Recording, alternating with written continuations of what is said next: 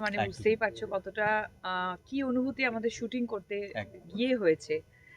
আর আম, কি বলবো মানে আমার তো যেটা এক্সপিরিয়েন্স হচ্ছে সবসময় এটাই মনে হয়েছে যে ভগবান আমাদেরকে ঘিরে সবসময় প্রতি মুহূর্তে যে আছে সেটা আবার করে প্রমাণ করে দেওয়া।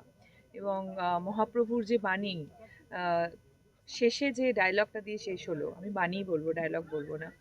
দিব্য যেভাবে বলছে যে যুদ্ধ কোনো পথ নয়, যুদ্ধই কোনো সমাধান নয়।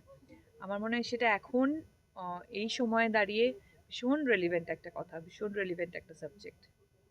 আর দিদি, বাংলা সিনেমা এইভাবে পুরী জগন্নাথ দেবের ওখানে গিয়ে শুটিং করে, এবং একটা বড় একটা জার্নি ছিল সেখানেও। এক্সপিরিয়েন্সটা কেমন ছিল যদি বলো। এটা তো একটা ইতিহাস, কখনোই কোনো শুটিংই শুটিং কেন, আম, সকলে এটাই বলে যে পুরী ধাম, মানে পুরীর ধ্বজা মানুষ দেখতে পায় না, ওখানে পাও রাখতে পারে না যতক্ষণ না জগন্নাথের ইচ্ছে থাকে।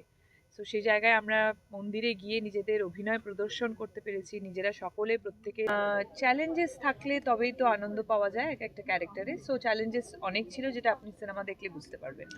দিদি আরেকটা কথা বলো, মানে ইয়াং জেনারেশনকে যদি রিলেট করাতে হয় লৌহ গৌরাঙ্গীর নাম রে, তাহলে কি মনে হয়, কি কি পয়েন্টগুলো ইয়াং জেনারেশন মানে তাদেরকে ছুঁয়ে যাবে বলে মনে হয় তোমার? আমার মনে হয় young generation are very smart, they are very sharp. তারা ঠিক ভালো জিনিস খারাপ জিনিসটা ঠিক বুঝতে হুম, পারে। তো সেই জায়গা থেকে আমার মনে হয় মহাপ্রভুর, দেখো 500 বছর আগেকার গল্প এখনো আমরা শুনছি, এখনো একদম। আমাদের কাছে রেলিভেন্ট। সেটার থেকে বড় কিছু আর কি বলবো তোমাকে, হুম, বলো? হুম। আমরাও যতটা বিশ্বাস করেছি, আমার বিশ্বাস আমাদের আগামী প্রজন্ম ততটাই বিশ্বাস করবে।